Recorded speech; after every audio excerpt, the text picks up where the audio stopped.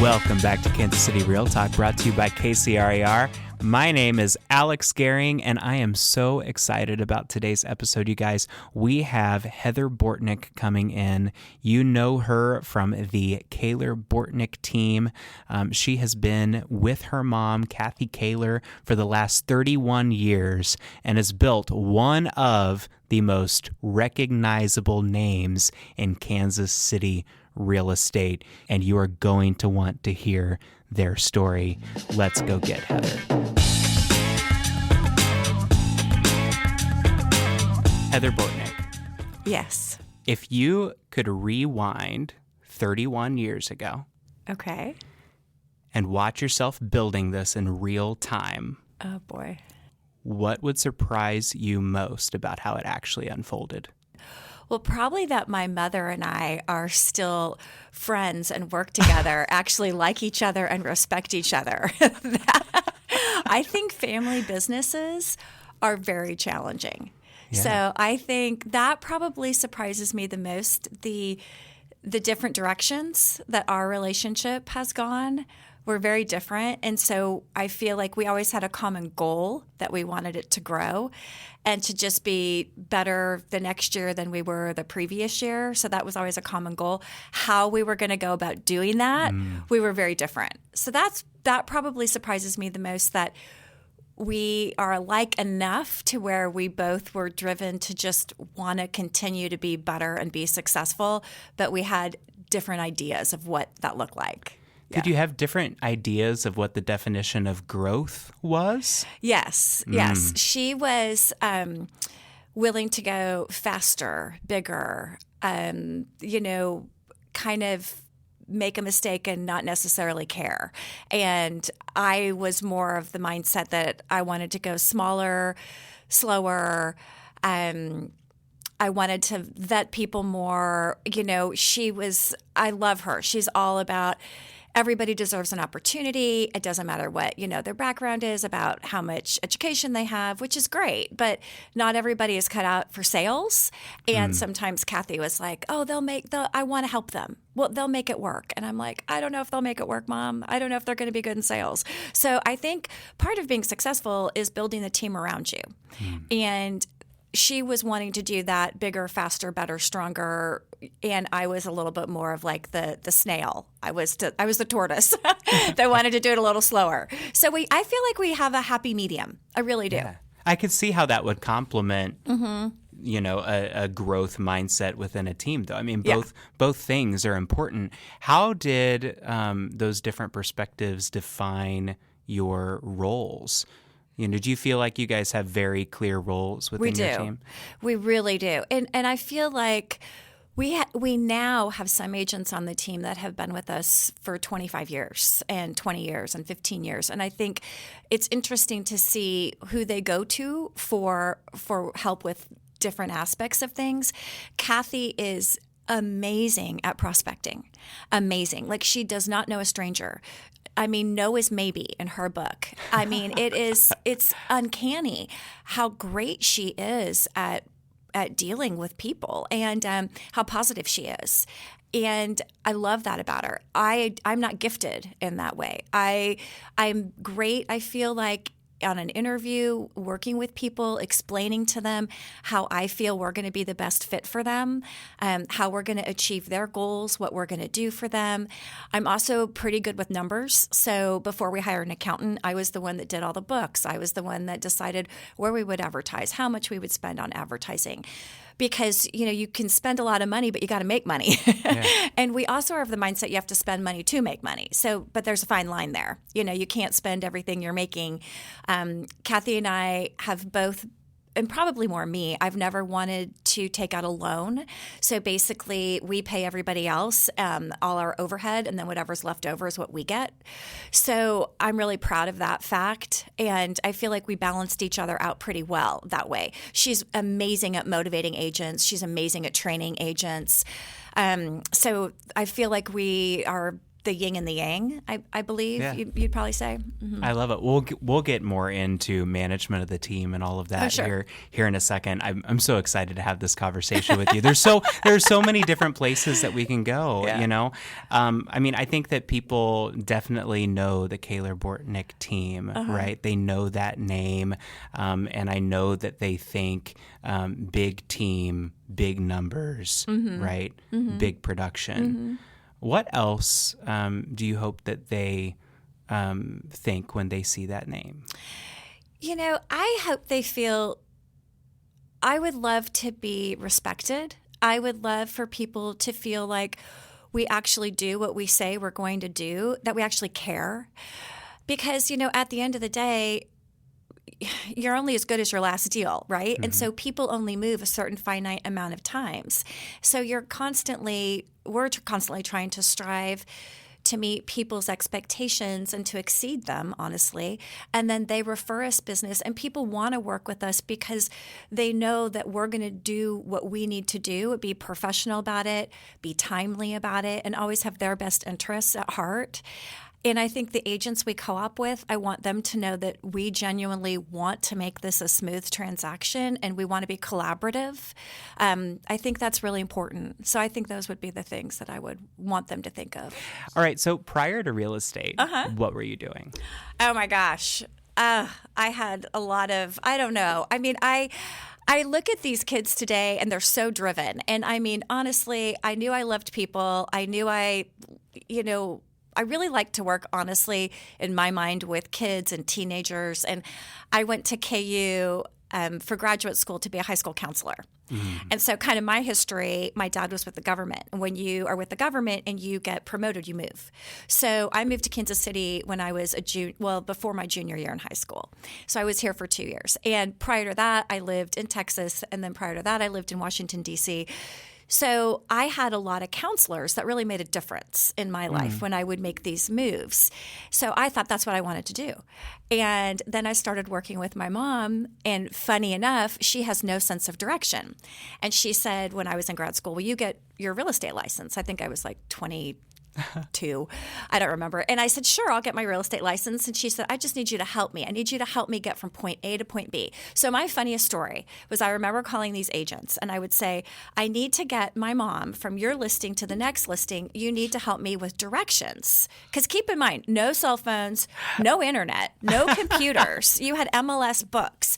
And these agents would be like, Heather, your mom sells a ton of real estate. She knows what she's doing. I said, I can't believe you're asking me this and wasting my time. I said, you don't understand. My mom's the best in sales. If you can help me get her to your listing, she will probably sell it for you. But you have to help me get her there.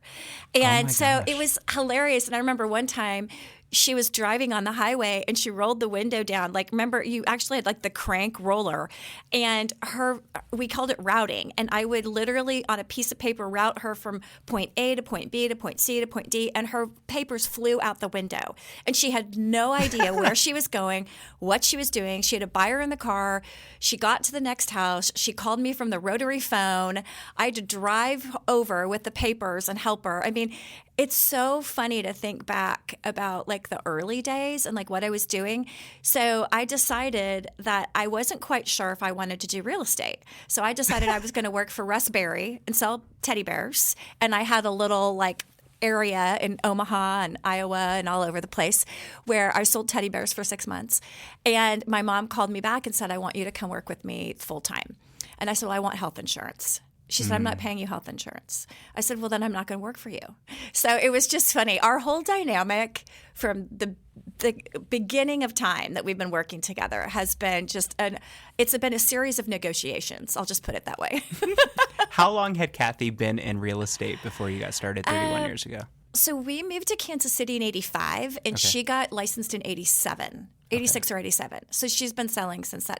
So she really started selling a lot when I was the end of my high school and then all of college. I didn't realize how successful she was or how she was gaining success when I was in college until I graduated from college. And then when I graduated, she was just so busy that's when I stepped in to help her. And then that's when we decided we'd grow the team. Got it. Before real estate, and maybe I'm wrong on this, but I believe Kathy sold vacuum cleaners. She Is did. that right? Those stories are actually accurate because, I mean, people, sometimes you never know if you can believe what you read. And sometimes salespeople like to be, oh, I did blah, blah. She did that. So I remember when I was little, she would literally sell the Kirby vacuum cleaners, and she'd put the dirt on the carpet and she'd vacuum it up. And she did all of that. And then she worked in retail. So she was, like when we lived in Houston, she managed 4 retail stores. We moved to Kansas City. She managed the Abercrombie and Fitch on the Plaza.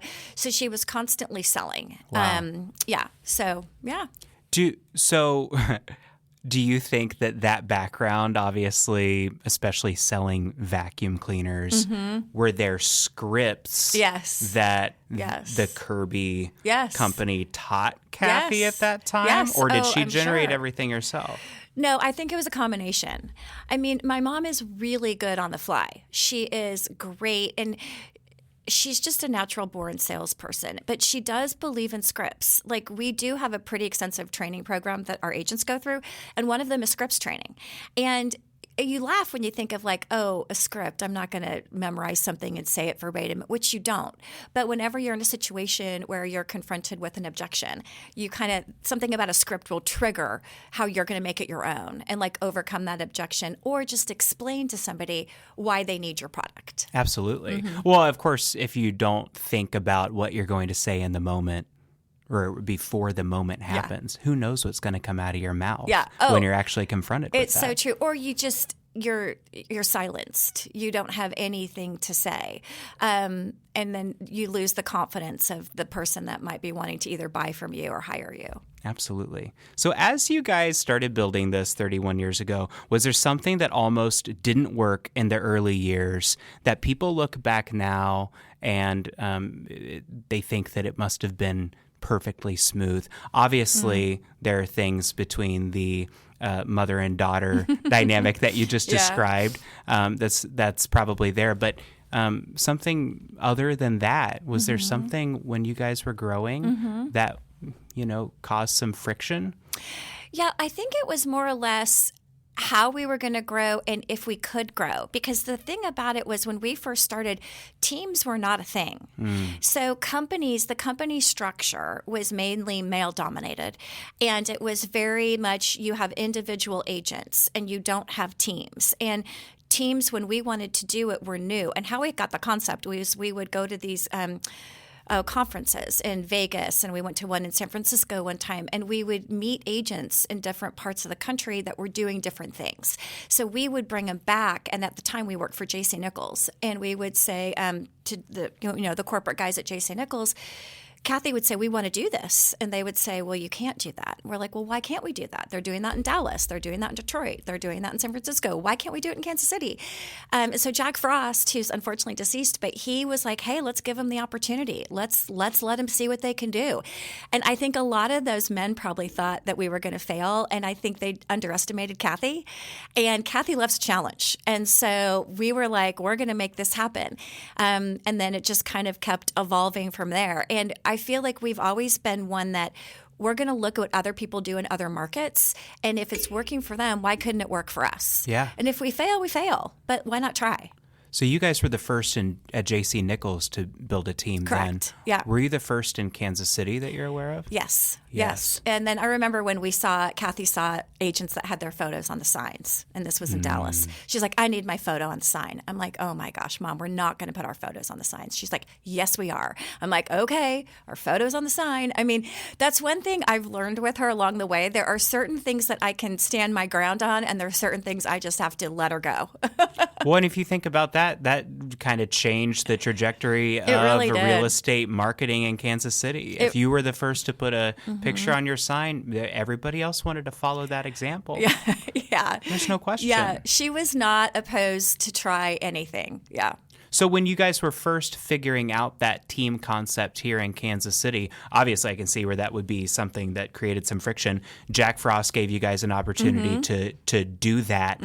But how did those building blocks come together initially? You didn't really have a blueprint necessarily. No, we didn't have a blueprint. And it was kind of trial and error. And like I remember at the time, Daryl Stiles was our broker. And he was my broker when I first started. Really? He was my first broker. Okay. Yeah, love him. He's great. So it was just basically like us going in, and I would be lying if I didn't say it was a little bit of a fight, because it was constantly us going in saying, we want to add agents, we want to add more space. And it was always a negotiation because there wasn't a blueprint for it. And there was some resistance. It's like, well, what if other agents do this, and how is this going to look like? And I understand their concerns, because you've got company dollar, and everybody needs to make a profit, so you've got to figure out, how is this going to work out, but yeah, it's been a constant just negotiation and kind of figuring it out a little bit on the fly sometimes, honestly. Well, yeah, it had to have been. But you guys built ultimately, you did kind of put together a blueprint.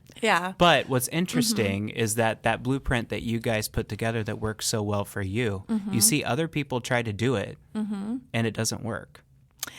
Yeah. Well, and I'll tell you why. This is my opinion. Okay. So when we first started this, Kathy said the only way to have agent retention is we can't just have buyer's agents. We have to let buyer's agents also become seller's agents, and we have to give them leads. And so we have been, I feel, pretty good about sharing information and sharing leads and really building up agents, going on their listing appointments with them, training them, and being really good at sharing. And not all agents are good at sharing. And a lot of it comes down to money. So I said to I remember one gentleman wanted to start a team. And I said, well, what if $1 million buyer walks in to your office off the street? You don't know him from Adam, and he's a buyer. What do? Do you take him, or do you give him to an agent on your team? And he said, well, I take him. I said, well, I don't. I give him to an agent on my team. Because I only work with buyers that I have a previous relationship with, or that have reached out to me specifically and want to work with me, family members, friends. If somebody calls in, we call it a board call. Or if somebody walks in off the street, or people don't walk in off the street anymore, but they used to. Those buyer leads go to the buyer's agents on the team.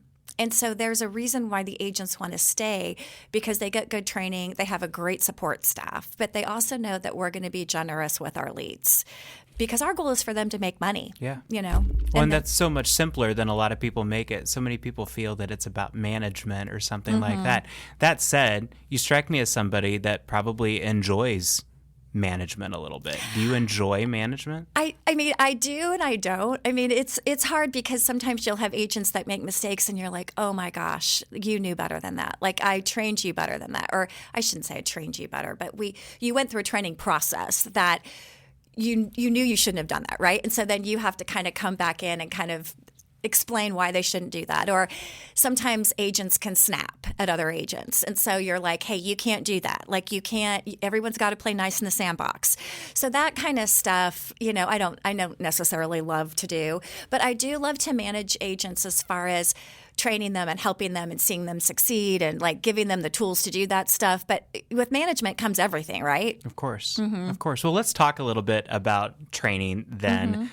You guys are famous for training. I think, anybody that knows much about you guys knows about the Scripps training. Yeah. And some of that, like you mentioned before, some of that might be more legend versus reality. But I want to know what it's like for a new agent that's getting started with Koehler Bortnick. And what's that look like? Yeah. Well, so it's great. So we have 5 agents going through training right now. And out of the 5, I would say 3, hopefully 4, maybe all 5 will really make it. You just never know. All different ages. But so we have a training program where we actually have started to pull in agents that have been on the team for like 10, 15, 20 years that are really good at certain things. Like, some might be really good at bank-owned properties. Some might be really good at like 529 exchanges. Some people might be really good at, just other things. So we'll have agents come in and do that. I happen to do all the training on negotiations and listing, appointments and things. Kathy loves to do the training on Scripps.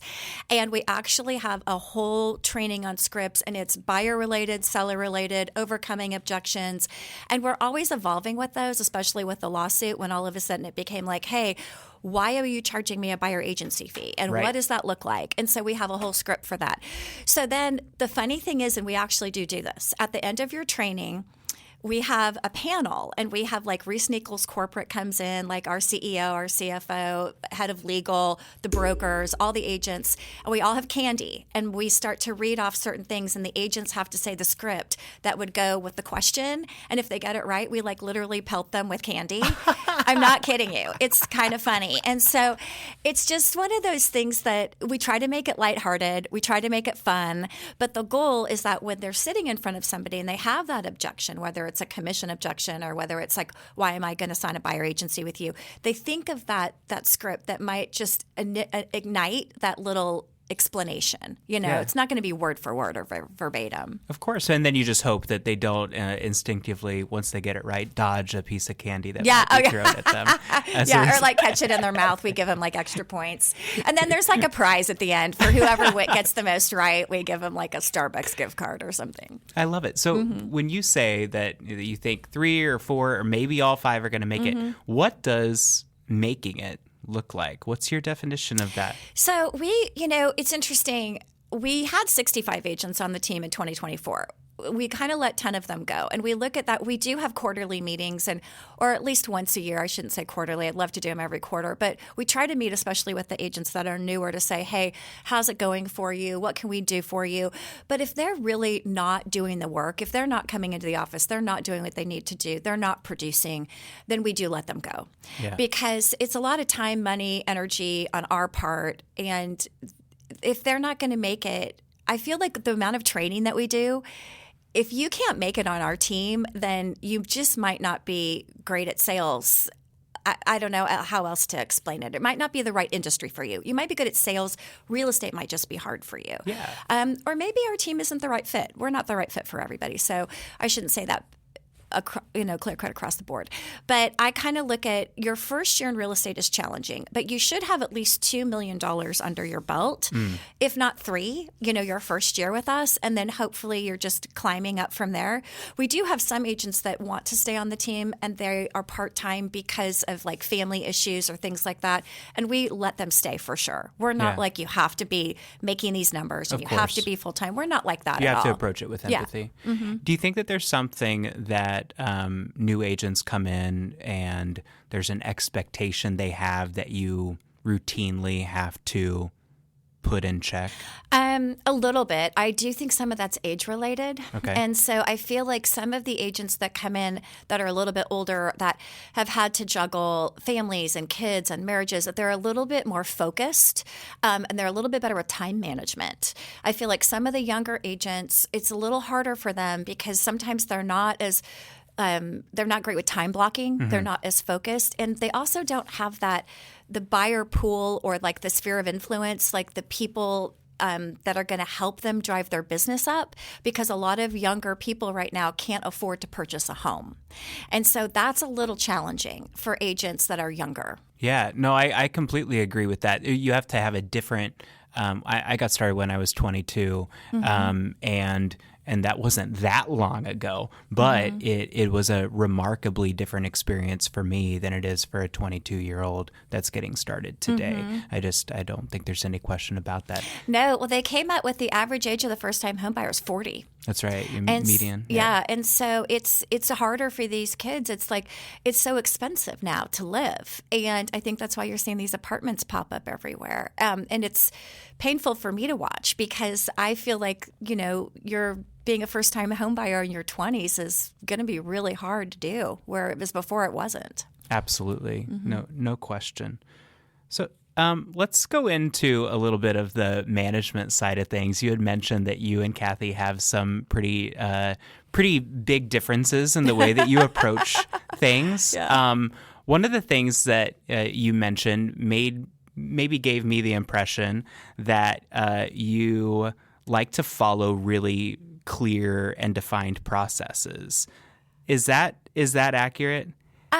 I am better at that than Kathy. Okay. I would still say I can go outside of the lines a little bit. Okay.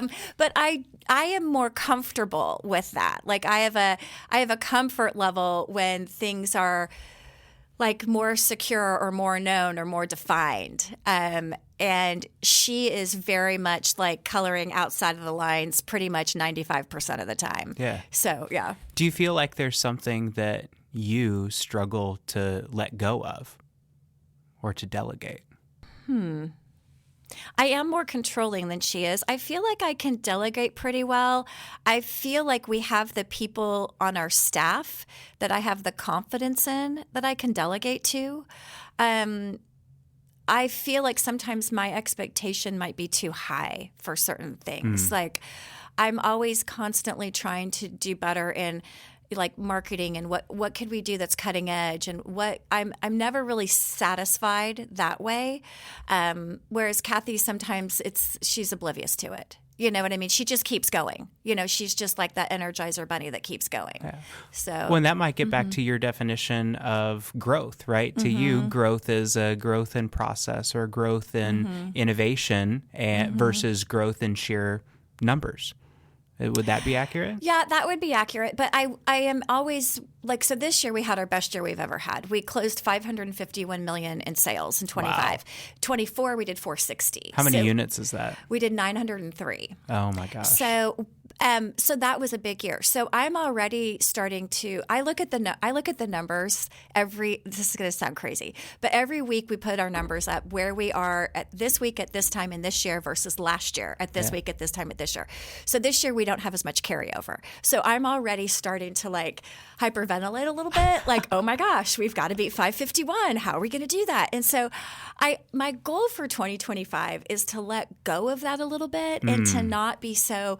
I want to use the word nervous, but sometimes it is a little bit of nervous energy. It's about like, how am I going to do better than I did last year? You know, and but I also want to say, I feel like the agents on the team are really stepping it up because I feel like they're enjoying their job and they're enjoying where they work. And I feel that makes me happy too. So I find pride in that. And I feel like that makes me feel like I'm successful. I love that. You mentioned your staff.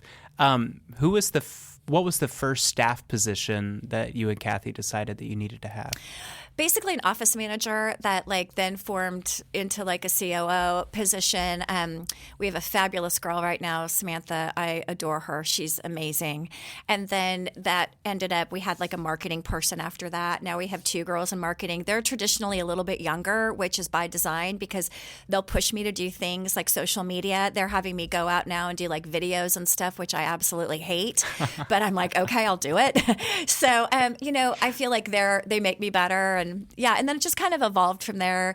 We have a full-time courier, and I have to give a shout out to Michelle because I have seen Michelle get married, have 2 children, have her daughter graduate from high school. Like I have seen Michelle buy her first house. Oh my gosh. I just think the world of her. That's a long-standing position. And you don't hear a lot of people mention that somebody has a full-time courier. Yeah. What does Michelle do for you then? She does everything. She puts up like obviously signs, eye boxes, like brings stuff for luncheons. But what she really does is, so we have something on our team called the Executive Club, and once you get to a certain level with us in sales and earnings, then you get put on this club, and Michelle will do all of their legwork. So I've probably got 12 agents that have qualified for this. So she'll put up their signs, their eye boxes. She'll take their brochures to their houses. So it's a benefit for the top agents. So they're out there actually prospecting and making money, and they're not trying to do things like put their signs in the yards. So Michelle does that not just for me and Kathy, but she does that for all the top agents as well. Wow. I mean, that's a huge benefit that people don't think of. I know that it's easy enough to drive your brochures and stuff, but all those little things when you're busy, that takes up more time than you realize. It does. And you can just, we're pretty automated. You just task her to do what you need her to do that day, and then she does it. And she does. And like, I'll call Michelle after 5 o'clock on a Friday night, and she'll pick up her phone for me. I mean, and I don't do that very often. Sure. But she's just really great. I love that. I love that. All right. You've seen a lot of success. Is there something that it has cost you that others might not see? Absolutely. Probably the relationship with my family. And that makes me sad sometimes. My son, I started playing golf during COVID like a lot of women did because, you had some time that you didn't have before. And I started playing with my son and we had this great time, but I was always still kind of working. I always have told my kids, I pick up the phone all the time, like all the time. I pick up my phone, I return my texts, and unless I'm in an appointment like this, I won't, or a listing appointment, I won't. And I feel like it cost me a little bit of my relationship and time with them. And my son, when we were playing golf one day, basically he didn't walk off the golf course, but he pretty much did because he's like, Mom, I'm not going to play with you anymore if you pick up your phone. I'm not going to do it. Like you don't do that on the golf course. It's not etiquette. And B, it's like we don't have time together. And it was like a reality check for me. I was like, okay, no job is worth this. And so now, and it makes me kind of sad. My kids are 20 and 25. But now I make the time for them. Like I really do. I am always, when we are together, I try consciously not to return my text as much or not to pick up my phone. And granted, I'm not with them as much, because they are older. But that's the one thing I wish if I could do differently, I would have done differently. What did that change about your business once you made that adjustment? It didn't really change my business, which is interesting. It didn't. And then I found that when I told people, oh, I can't be there because I actually am going to my son's hockey game, they were very understanding. Like they were more understanding than I thought they would be.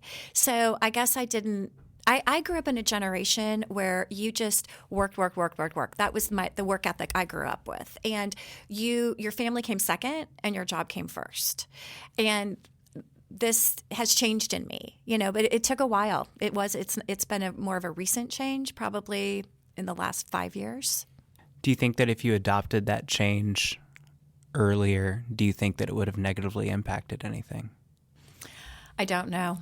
It's really hard to say, isn't it? Yeah, I don't know. I do think that people overestimate how much everybody wants you to respond immediately and drop everything about your family, though. And I think that I think it's really hard for people to realize that that's okay. And I do think that your clients want to see the human you and want to know that you're working for something. Right. And because you love people, including your family, not just for a career. Right.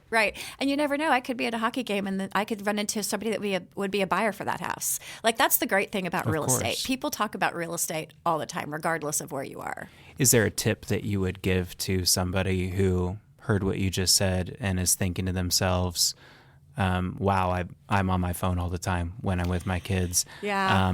Is there advice that you could give to that person who feels like they need to make some kind of an adjustment? Well, I think this is what I would say that I still am a work in progress, is when you're not going to pick up your phone or return that text, don't be angry at your child because you feel obligated to give them your attention and you're thinking about the call that you've missed. It's like if you're going to be there, be intentional with your child. Listen to your child. Look your child in the eye. Like think about how you can help them and not be distracted by the fact you didn't pick up your phone. Yeah, that's me.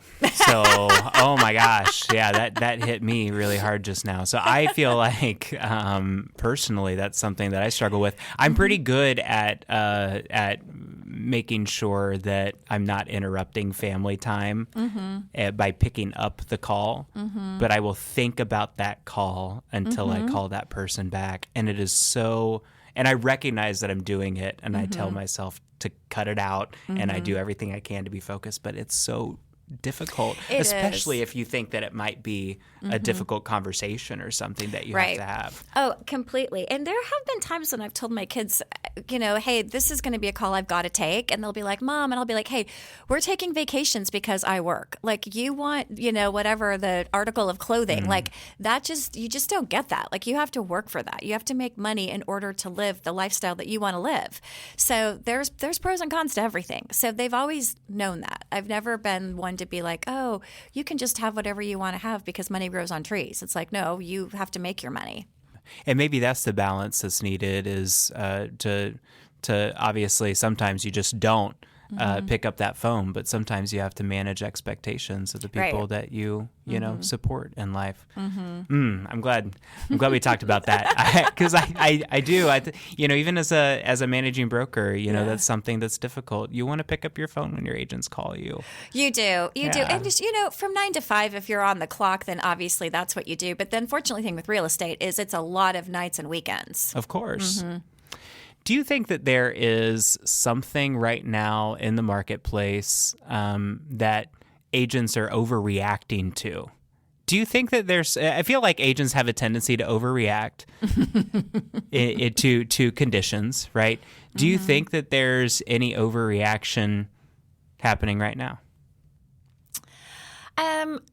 I think it just depends. I don't see a lot of my agents. There was some overreaction when NAR came out with lost the lawsuit, and all of a sudden you had to put your commission as a line item in the contract. And I had some agents forgetting to do that. And it's like, oh my gosh, am I going to get paid? And then nothing's in MLS saying how much is the seller willing to pay the buyer's agent, and what does that look like? I feel like there was some definite overreaction to that. I feel like that's calmed down a little bit. I don't really see that overreacting as much. I feel like we've been really spoiled the last 5 years about people not having to do a lot during inspections, people taking houses as is, people writing offers for asking price or over. That has changed.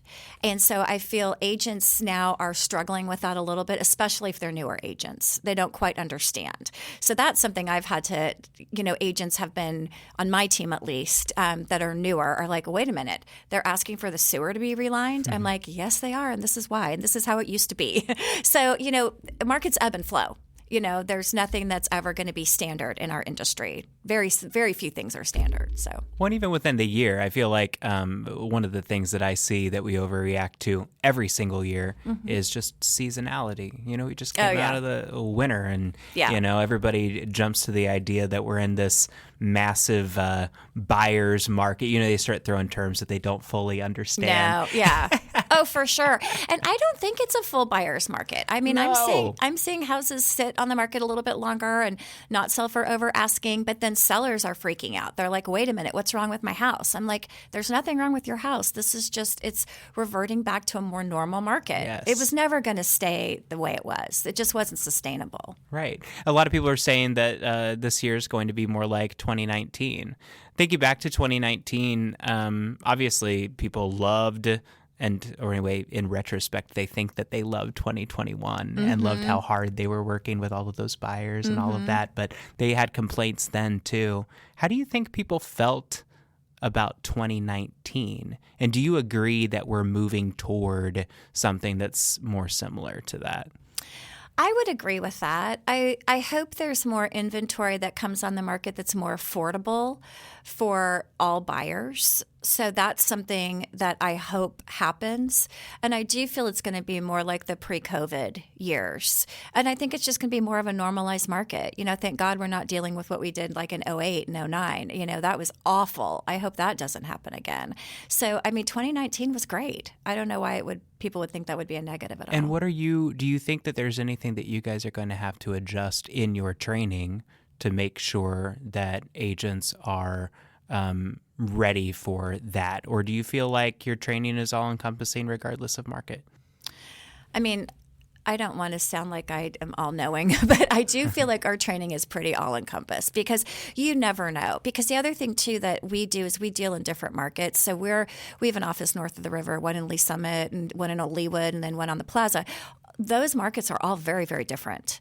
And so you've got different price points. You've got, different levels of inventory supply. So, I think the only thing I would say that I'm doing with my agents more is telling them to be patient because I feel like before they were just the hamster on the treadmill, right? Like just going, and things were happening left and right.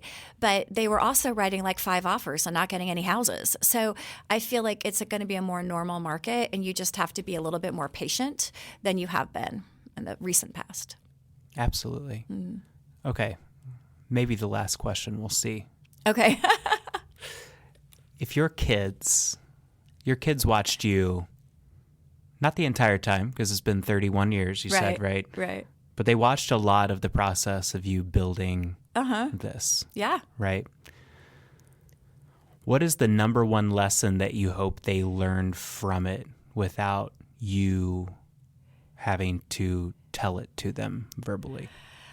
I would say my work ethic and being positive, because there are things that are going to be negative out there in the world and things that you're going to encounter that are going to, try to take you down. And it's how you react from them or to them. So I can never control anybody else. I can only control myself. And it's how you react to those maybe negative things or things that just are a little bit harder for you to deal with. And what does that look like? Like, how do you respond to that? And I feel like Kathy and I have always been pretty good at saying, hey, there's a silver lining somewhere. We're going to find it, or we're going to make it happen. Because that's the reality of the situation. And I tell my kids all the time, my daughter, it's her first year in med school at KU. She did not start med school right out of college. She went and worked actually for Lockton for a year and absolutely loved her job. But she was unsure. She said, I do want to go to medical school. And I said, well, you better make that happen. You've got like a year to do it. And she did it on her own, and I feel proud of that because I feel like that's something she has witnessed maybe me and her dad do and her grandma do. It's like nobody's going to do this for you. You have to go out and make it happen all on your own.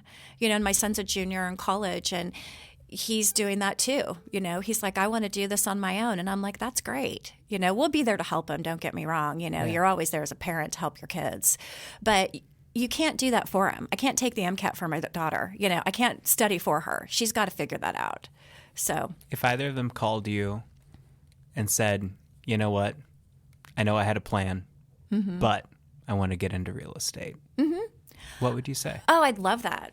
I'd love that. I mean, I think in the back of my mind, I was hoping my son might want to do that. I never thought my daughter would. Like she's wired just like my husband. She's just, doing what she's doing. Medicine is right up her alley. But my son, he's I don't want to brag about him, but he's a great kid. He'd be amazing. But I think he wants to do something else. I think he's really into commercial real estate. I think he loves buildings and cities and how they lay out. And he's a visionary. He's a lot like my mom.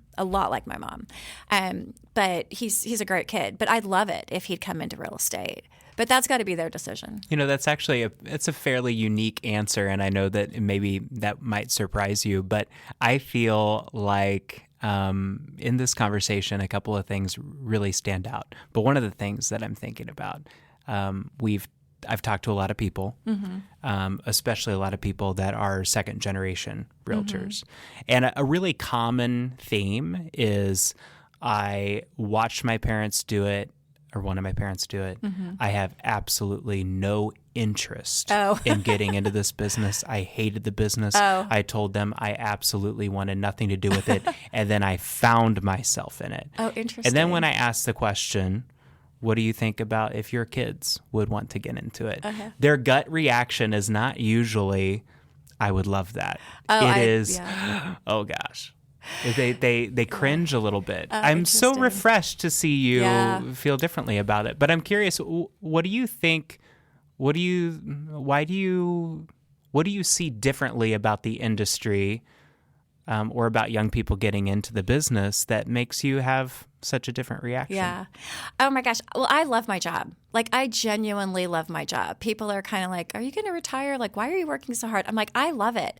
I don't know what I'd do if I didn't do this. I would be so gosh darn bored. But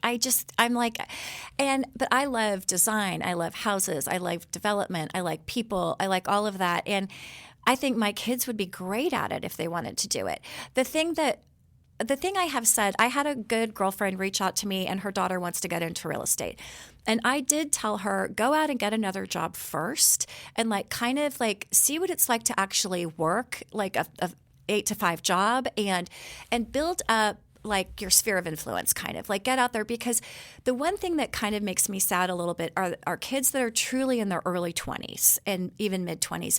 They're going to have a tougher time making money as quickly as we did when we first got into the business, because a lot of people are not buying homes until they're a little bit older. And then they have a hard time, even if you have a 25-year-old that's amazingly smart and can do an amazing job, they have a hard time trusting them buying a home that's going to be the largest purchase that they make and the biggest asset that they're probably going to have for a little while.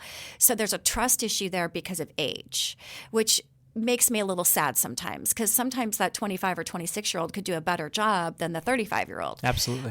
It's just that perception. So that's the one thing I would say to kids wanting to get into it.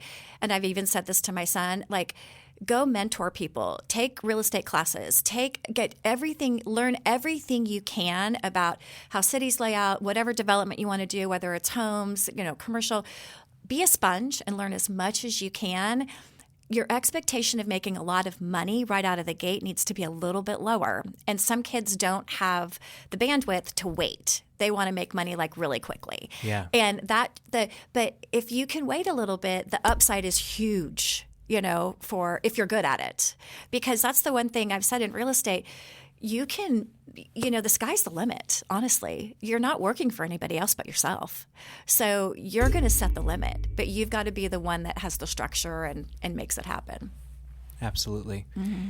Heather, is there anything else that we haven't talked about today that we should talk about? Is there something that I didn't cover that the people want to hear? I don't know. I don't think so. I've never done a podcast before, so I'm just answering your questions. You did great, by the way. Yeah, and to be honest with you, I'm shocked that you've never done one. No. You're an excellent guest. You're nice. Guest. So. You're very nice. You are. Well, you should do it more. It's wonderful, and it's a great medium. And thank you so much for being with us today. And I think that our listeners probably got a ton out of this, and probably got to know you a little bit. Everybody knows your name, but not everybody's had a conversation with you or heard you have a real conversation, right? Yeah. Well, yes, you might be true. That might be right. Thank you so much, Heather. Thank you.